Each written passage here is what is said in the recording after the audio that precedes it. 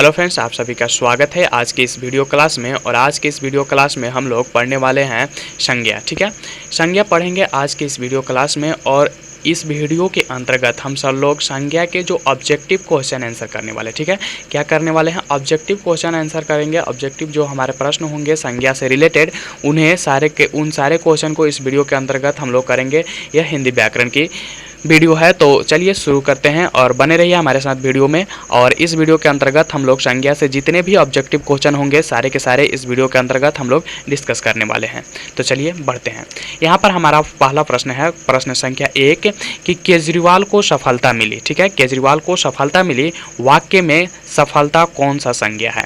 ठीक है, कौन सा संज्ञा है आपको बताना है। ये जो यहाँ पर आप देख रहे हैं कि केजरीवाल को सफलता मिली, तो ये सफलता कौन सा संज्ञा है ये आपको बताना है। ऑप्शन ए है जातिवाचक संज्ञा, दूसरा ऑप्शन बी है भाववाचक, ऑप्शन सी है व्यक्तिवाचक और ऑप्शन डी है समूहवाचक। ठीक है, यदि आपको आंसर मालूम है तो हमारे बताने से पहले ही आप नीचे कमेंट बॉक्स में लिख सकते हैं। आप इस तरह से लिखिएगा कि क्वेश्चन ए का आंसर, क्वेश्चन जो हमारा ऑप्शन होगा सही उसे आपको लिखना है। यानी ए अगर सही होगा तो क्वेश्चन ए का आंसर ए, बी का आंसर मतलब क्वेश्चन बी का बी, इस तरह से आप कमेंट्स बॉक्स में लिख सकते हैं। तो चलिए हम देखते हैं कि केजरीवाल को सफलता मिली, वाक्य में सफलता कौन सी संज्ञा है? तो यह हमारा भाववाचक संज्ञा है। ठीक है, इससे भाव व्यक्त होता है। सफलता क्या है? एक भाववाचक संज्ञा है। सफलता शब्द भाववाचक को, भावनाओं को व्यक्त करता है। ठीक है, तो चलिए आगे बढ़ते हैं अब अगले प्रश्न की तरफ। प्रश्न संख्या 2 यहाँ पर हमारा है, प्रश्न संख्या 2। ठीक है, प्रश्न को देख लीजिए और ऑप्शन को भी देख लीजिए। आंसर मालूम है तो आप नीचे कमेंट बॉक्स में ज़रूर लिखिए। ठीक है, तो यहाँ पर देखिए ऑप्शन है कि मेरी निर्धनता। ठीक है, मेरी निर्धनता पर दया करो। ठीक है, मेरी निर्धनता पर दया करो, भाववाचक संज्ञा चुने। ठीक है, इसमें से आपको भाववाचक संज्ञा चुनना है कि ये जो शब्द है मेरी निर्धनता पर दया करो, इसमें ये जो हमारा पूरा वाक्य है इसमें भाववाचक संज्ञा कहाँ पर है? ठीक है, कौन सा भाववाचक संज्ञा है जिससे भावनाओं का बोध होता है, ये आपको बताना है। तो यहाँ पर देखिए ऑप्शन ए है मेरी, ऑप्शन बी है निर्धनता, ऑप्शन सी है दया और ऑप्शन डी है करो। तो यहाँ पर जो मेरी निर्धनता पर दया करो यह वाक्य है, इस वाक्य में जो हमारा भाववाचक संज्ञा है वह है निर्धनता। ऑप्शन नंबर बी हमारा बिल्कुल सही होगा, निर्धनता। ठीक है, ऑप्शन नंबर बी निर्धनता, यानी कि ये जो वाक्य है कि मेरी निर्धनता पर दया करो, इसमें जो निर्धनता है वह क्या है? भाववाचक संज्ञा है। ठीक है, निर्धनता क्या है? भाववाचक संज्ञा है। चलिए आगे बढ़ते हैं अपने अगले प्रश्न की तरफ।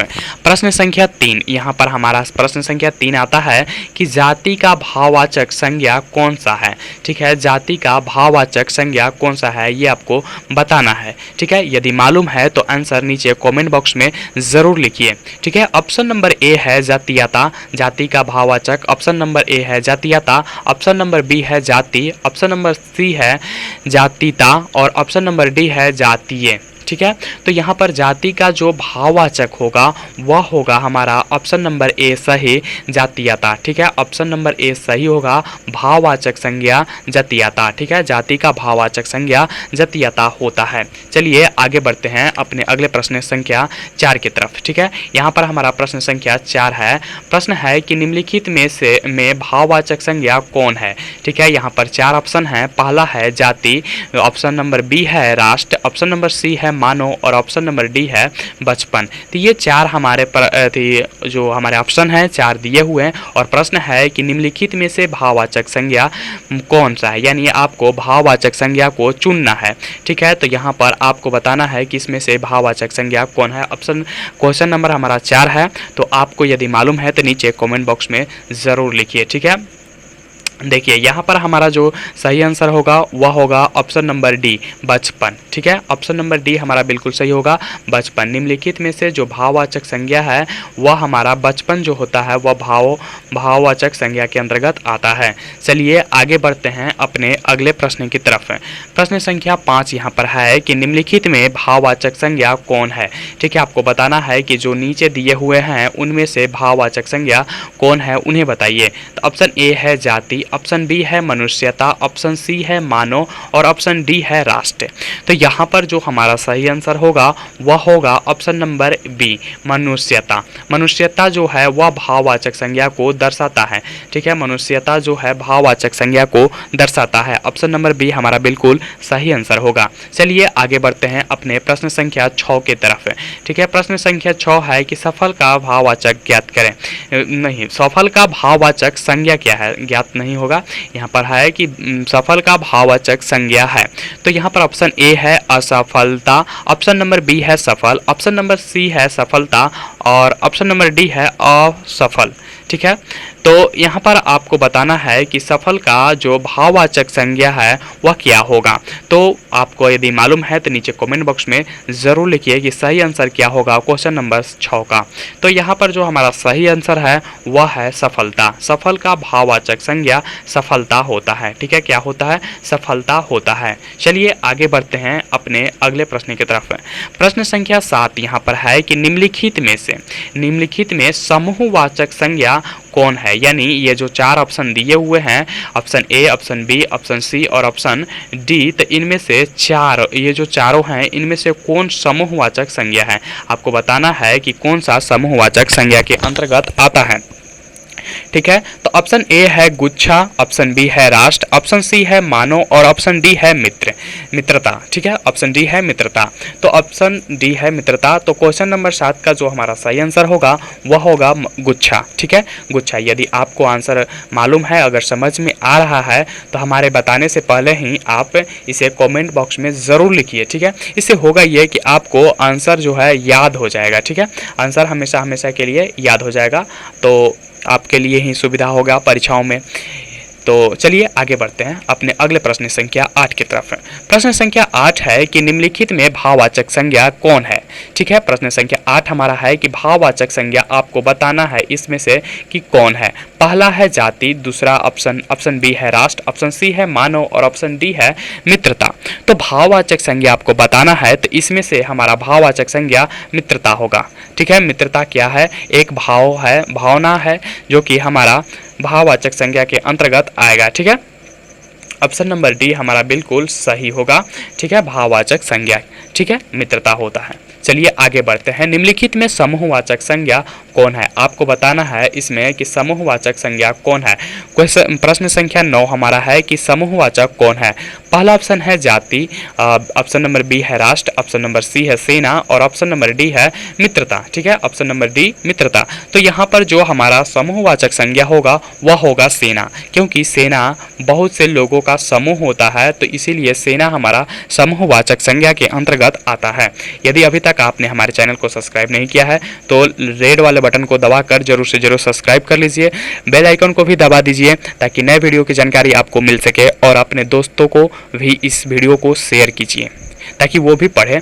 चलिए अपने प्रश्न संख्या 10 की तरफ बढ़ते हैं। ठीक है, निम्नलिखित में जातिवाचक संज्ञा कौन है, आपको बताना है कि निम्नलिखित जो है नीचे लिखे हुए हैं उनमें से जो जातिवाचक संज्ञा कौन है। पहला है जाति, ऑप्शन बी है राष्ट्र, ऑप्शन सी है मित्रता और ऑप्शन डी है रामचरितमानस। ठीक है, तो यहाँ पर यदि आपको आंसर मालूम है तो नीचे कमेंट बॉक्स में ज़रूर लिखिए कि क्वेश्चन 10 का सही आंसर क्या होगा। तो यहाँ पर जो हमारा सही आंसर होगा वह होगा रामचरितमानस। ऑप्शन नंबर डी हमारा बिल्कुल सही होगा, रामचरितमानस, क्योंकि रामचरितमानस ये एक रामचरितमानस के बारे में ही केवल बताया जा रहा है। ठीक है, ये केवल एक के बारे में ही बताया, जो कि एक जाति के बारे में बताया जा रहा है। रामचरितमानस के बारे में बताया जा रहा है, जो कि पूरी एक जाति हो गया। ठीक है, जाति का बोध हो गया। ठीक, तो चलिए आगे बढ़ते हैं। निम्नलिखित में द्रव्यवाचक संज्ञा कौन है। ठीक है, आपको बताना है कि निम्नलिखित में द्रव्यवाचक संज्ञा कौन है।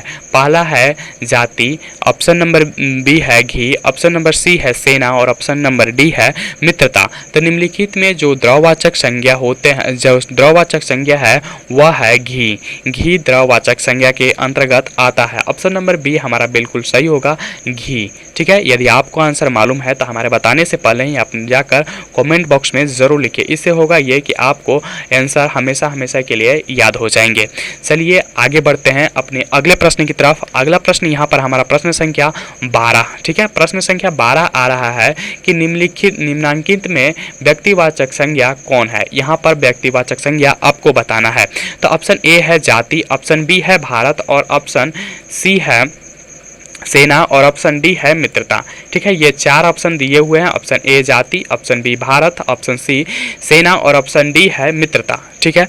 तो यहाँ पर जो निम्नलिखित में व्यक्तिवाचक संज्ञा के अंतर्गत आता है वह आता है भारत। भारत कहने का मतलब हुआ केवल एक ही देश के बारे में यहाँ पर बताया जा रहा है, केवल भारत के बारे में ही बात किया जा रहा है। तो चलिए आगे बढ़ते हैं अपने अगले प्रश्न की तरफ। प्रश्न है कि निम्नांकित में द्रव्यवाचक संज्ञा कौन है, ठीक है। द्रव्यवाचक संज्ञा कौन है।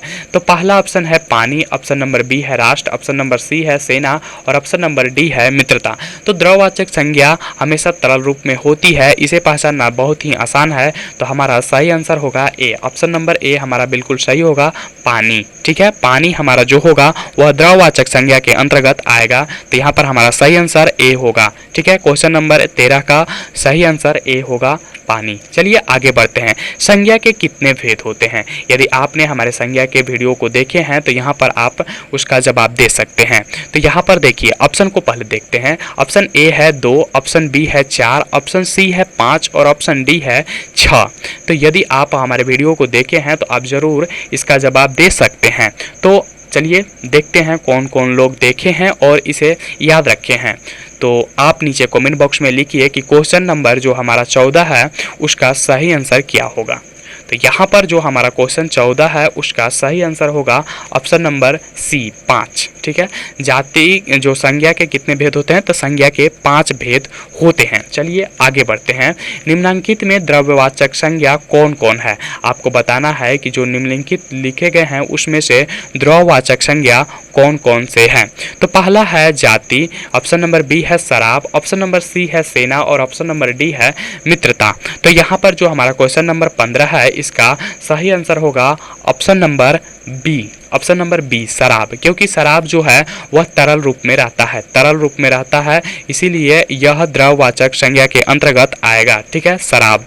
चलिए आगे बढ़ते हैं अपने अगले प्रश्न की तरफ। प्रश्न संख्या 16 यहाँ पर है कि किसी वस्तु या प्राणी की संपूर्ण जाति का बोध कराने वाले शब्द को कहते हैं, ठीक है। वह शब्द जो कि संपूर्ण जाति का बोध करा देता है उसे क्या कहते हैं। तो ऑप्शन ए है व्यक्तिवाचक संज्ञा, ऑप्शन बी है जातिवाचक संज्ञा, ऑप्शन सी है द्रव्यवाचक संज्ञा और ऑप्शन डी है समूहवाचक संज्ञा। तो यहाँ पर जो पूरी जाति का बोध कराता है उसे हम लोग कहते हैं जातिवाचक संज्ञा। ऑप्शन नंबर बी हमारा बिल्कुल सही आंसर होगा, जातिवाचक संज्ञा, ठीक है। तो यदि आपको मालूम है तो कमेंट बॉक्स में इसका आंसर जरूर लिखिए, ठीक है। चलिए आगे बढ़ते हैं। आगे यहाँ पर प्रश्न हमारे सामने आता है कि किसी विशेष व्यक्ति या स्थान को बोध कराने वाले शब्द को कहते हैं, ठीक है। वह शब्द जो कि किसी विशेष व्यक्ति या स्थान का बोध कराता है उसे हम क्या कहते हैं, यह आपको बताना है। तो ऑप्शन नंबर ए है व्यक्तिवाचक संज्ञा, ऑप्शन नंबर बी है जातिवाचक संज्ञा, ऑप्शन नंबर सी है द्रव्यवाचक संज्ञा और ऑप्शन नंबर डी है समूहवाचक संज्ञा। तो यहाँ पर जो हमारा क्वेश्चन नंबर 17 है कि किसी विशेष व्यक्ति या स्थान का बोध कराने वाला शब्द किसी शब्द को कहते हैं, यानी क्या कहते हैं, तो उसे हम लोग व्यक्तिवाचक संज्ञा कहते हैं। ऑप्शन नंबर ए हमारा बिल्कुल सही होगा, ऑप्शन नंबर ए हमारा सही आंसर होगा, क्या व्यक्तिवाचक संज्ञा कहते हैं इसे, ठीक है। चलिए आगे बढ़ते हैं। आगे यहाँ पर प्रश्न है कि व्यक्ति या पदार्थों के धर्म या गुण का बोध कराने वाले शब्द को कहते हैं, और यानी व्यक्ति के पदार्थों के धर्म या गुण, धर्म का या गुण का जो बोध कराता है उसे हम लोग कौन सा संज्ञा कहते हैं ये बताना है आपको। तो पहला है व्यक्तिवाचक संज्ञा, दूसरा ऑप्शन नंबर बी है जातिवाचक संज्ञा, ऑप्शन नंबर सी है भाववाचक संज्ञा और ऑप्शन डी है समूहवाचक संज्ञा। तो जो व्यक्ति या पदार्थों के धर्म या गुणों के बोध कराता है उसे हम लोग भाववाचक भाववाचक संज्ञा के अंतर्गत रखते हैं। ऑप्शन नंबर सी हमारा बिल्कुल सही होगा, भाववाचक संज्ञा। ठीक है, ऑप्शन नंबर सी सही होगा, भाववाचक संज्ञा। चलिए आगे बढ़ते हैं अपने अगले प्रश्न संख्या 19 की तरफ। 19 है कि किसी व्यक्ति, वस्तु, स्थान अथवा भाव आदि के नामों को बोध कराने वाले शब्द को कहते हैं। तो यहाँ पर आपको बताना है कि किसी व्यक्ति, वस्तु, स्थान, भाव आदि नामों के जो बोध कराता है उसे कौन सा शब्द कहते हैं। तो उसे हम लोग संज्ञा कहते हैं। ऑप्शन नंबर ए हमारा बिल्कुल सही होगा, संज्ञा होगा, क्योंकि ये संज्ञा का ही तो परिभाषा है। यदि आप हमारी संज्ञा वाली वीडियो देखे होंगे तो आपको मालूम होगा कि उसमें यही परिभाषा बताया गया है। ठीक है, तो यहाँ पर ऑप्शन नंबर ए हमारा सही होगा और ऑप्शन और अलग देखने की कोई आवश्यकता ही नहीं है। चलिए आगे बढ़ते हैं अपने अगले प्रश्न के तरफ। प्रश्न संख्या 20। यहाँ पर 20 आता है प्रश्न के रूप में कि पदार्थों के समूह का बोध कराने वाले शब्दों को कहते हैं। ठीक है, यानी कि जो पदार्थ के समूह का बोध करा देता है उसे हम लोग कौन सा संज्ञा कहते हैं, ये आपको बताना है। तो ऑप्शन नंबर ए है व्यक्तिवाचक संज्ञा, ऑप्शन नंबर बी है जातिवाचक संज्ञा और ऑप्शन नंबर सी है भाववाचक संज्ञा और ऑप्शन नंबर डी है समूहवाचक संज्ञा। तो यहाँ पर जो समूह का बोध कराता है उसे हम लोग क्या कहते हैं, उसे हम लोग समूहवाचक संज्ञा कहते हैं। ऑप्शन नंबर डी हमारा बिल्कुल सही होगा, समूहवाचक संज्ञा। चलिए आगे बढ़ते हैं अपने अगले प्रश्न संख्या 21 की तरफ। ठीक है, यहाँ पर 21 प्रश्न है कि किसी धातु या द्रव का बोध कराने वाले शब्दों को कहते हैं। ठीक है, किसी धातु या द्रव का, धातु होगा या द्रव का बोध कराने वाले शब्द को हम लोग क्या कहते हैं। प्रश्न संख्या 21 है हमारा। ठीक है, पहला है व्यक्तिवाचक संज्ञा, दूसरा है जातिवाचक संज्ञा, ऑप्शन नंबर सी है द्रववाचक संज्ञा और ऑप्शन नंबर डी है समूहवाचक संज्ञा। तो जो किसी धातु या द्रव का बोध कराती है वह द्रववाचक संज्ञा कहलाती है। ऑप्शन नंबर सी हमारा बिल्कुल सही होगा, द्रववाचक संज्ञा। ऑप्शन नंबर सी बिल्कुल सही होगा, आप इसे नीचे कमेंट बॉक्स में जरूर लिखिए। चलिए आगे बढ़ते हैं अपने अगले प्रश्न की तरफ। यहाँ पर हमारा अगला प्रश्न है प्रश्न संख्या 22। ठीक है, राजा दशरथ कौन सी संज्ञा है, राजा दशरथ। ठीक है, तो कौन सी संज्ञा है ये आपको बताना है। ठीक, तो यहाँ पर पहला है व्यक्तिवाचक, दूसरा है भाववाचक, ऑप्शन नंबर सी है व्यक्तिवाचक और ऑप्शन नंबर डी है समूहवाचक। तो यहाँ पर जो राजा दशरथ हैं वह एक व्यक्तिवाचक संज्ञा के अंतर्गत आता है, क्योंकि यहाँ पर राजा दशरथ कहने से सिर्फ राजा दशरथ के बारे में ही पता चलता है, किसी अन्य राजाओं के बारे में यहाँ पर नहीं पता चलता, इसीलिए राजा दशरथ एक व्यक्तिवाचक संज्ञा के अंतर्गत आएंगे। चलिए आगे बढ़ते हैं। सभा में अनेक नेता उपस्थित थे, रेखांकित शब्द कौन सी संज्ञा है। ठीक है, यहाँ पर सी होगा, मी ना होकर सी होगा, थोड़ा टाइपिंग मिस्टेक है, आप इसे भी देख लीजिएगा। तो यहाँ पर सभा में अनेक नेता उपस्थित थे। ठीक है, रेखांकित शब्द को आपको बताना है कि कौन सा संज्ञा होगा। तो यहाँ पर रेखांकित है सभा। ठीक है, तो जो सभा होता है वह कौन सी संज्ञा के अंतर्गत आता है, आप ऑप्शन देख लीजिए। ऑप्शन ए है व्यक्तिवाचक संज्ञा, ऑप्शन बी है जातिवाचक संज्ञा और ऑप्शन सी है द्रव्यवाचक संज्ञा और ऑप्शन डी है समूहवाचक संज्ञा। तो जो सभा आता है हमारा वह समूहवाचक संज्ञा के अंतर्गत आता है, ये आपको मालूम होना चाहिए, क्योंकि आप पिछली वीडियो को देख चुके हैं जो कि जिसमें हम लोगों ने संज्ञा के बारे में बात की है। ठीक है, तो संज्ञा के जिस वीडियो के अंतर्गत हम लोगों ने बारे में बात किए हैं, अगर उस वीडियो को अगर अभी तक आपने नहीं देखे हैं तो उसे भी जाकर आप देख लीजिएगा इस वीडियो को देखने के बाद। ठीक है, चलिए आगे बढ़ते हैं अपने अगले प्रश्न की तरफ। ठीक है, यहाँ पर हम लोगों ने 23 प्रश्न कर लिए हैं और प्रश्न संख्या 24 है कि शराब संज्ञा है। ठीक है, शराब संज्ञा है, तो शराब क्या है, संज्ञा है, यहाँ पर आपको बताना है। पहला है जातिवाचक, ऑप्शन नंबर बी है भाववाचक, ऑप्शन नंबर सी है यहाँ पर व्यक्तिवाचक और ऑप्शन नंबर डी है द्रव्यवाचक। तो यहाँ पर जो देखिए शराब जो होता है वह द्रव अवस्था में होता है, तो हमारा बिल्कुल सही आंसर होगा ऑप्शन नंबर डी द्रववाचक। ठीक है, ऑप्शन नंबर डी बिल्कुल सही होगा, द्रववाचक। ठीक है, ऑप्शन नंबर डी हमारा बिल्कुल सही होगा, आप नीचे कमेंट बॉक्स में लिखे हैं ऑप्शन नंबर डी बिल्कुल सही होगा, द्रववाचक। चलिए आगे बढ़ते हैं। यहाँ पर एक वाक्य लिखा हुआ है कि ईमानदारी सर्वोत्तम नीति है। ठीक है, रेखांकित शब्द कौन सी संज्ञा है, तो यहाँ पर ईमानदारी को रेखांकित किया गया है, आप नीचे देख सकते हैं। तो इसमें से आपको बताना है कि जो ईमानदारी है वह कौन सी संज्ञा है। तो यहाँ पर चलिए ऑप्शन देख लीजिए। ऑप्शन ए है व्यक्तिवाचक संज्ञा, ऑप्शन बी है जातिवाचक संज्ञा, ऑप्शन सी है भाववाचक संज्ञा और ऑप्शन डी है समूहवाचक संज्ञा। तो ईमानदारी ईमानदारी सर्वोत्तम नीति है रेखांकित कौन सी संज्ञा है? तो ये ईमानदारी सर्वोत्तम नीति है, यह भाववाचक संज्ञा है, क्योंकि ईमानदारी से भावनाओं का व्यक्त होता है कि हाँ उसकी भाव अच्छी है, वह ईमानदार है। तो यहाँ पर जो ईमानदारी है वह भाववाचक संज्ञा के अंतर्गत हमारा चला जाएगा।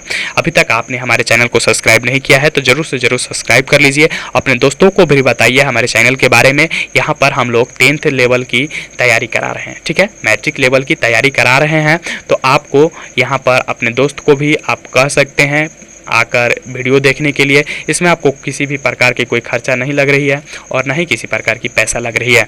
केवल आपको वीडियो देखना है और वीडियो को थोड़ा लाइक करना है और अपने दोस्तों को शेयर करना है। चलिए अंतिम प्रश्न हम लोग प्रश्न संख्या 26 देखते हैं। ये हमारा अंतिम प्रश्न है कि घी संज्ञा है। आपको बताना है कि घी कौन सी संज्ञा है, ये आपको बताना है। चलिए ऑप्शन देख लीजिए। ऑप्शन ए है जातिवाचक, ऑप्शन बी है भाववाचक और ऑप्शन सी है व्यक्तिवाचक और ऑप्शन डी है द्रव्यवाचक। तो जो हमारा घी संज्ञा है वह जाएगा हमारा द्रववाचक के अंतर्गत, ऑप्शन नंबर डी, क्योंकि घी जो है द्रव अवस्था में रहता है और वैसे भी यह पदार्थ का है तो यह द्रव में जाएगा, ठीक है, द्रव्यवाचक संज्ञा के अंतर्गत ये हमारा चला जाएगा। ऑप्शन नंबर डी हमारा बिल्कुल सही होगा। तो आपको इस वीडियो को देखने के लिए बहुत बहुत धन्यवाद। अब मिलते हैं अगली वीडियो में किसी अगले टॉपिक पर, ठीक है, किसी नए वीडियो में नए टॉपिक के साथ। आप इस वीडियो को लाइक कीजिए, दोस्तों के साथ शेयर कीजिए और चैनल को जरूर से जरूर सब्सक्राइब कर लीजिए। तो चलिए मिलते हैं अगले वीडियो में, तब तक के लिए पढ़ते रहिए और आगे बढ़ते रहिए।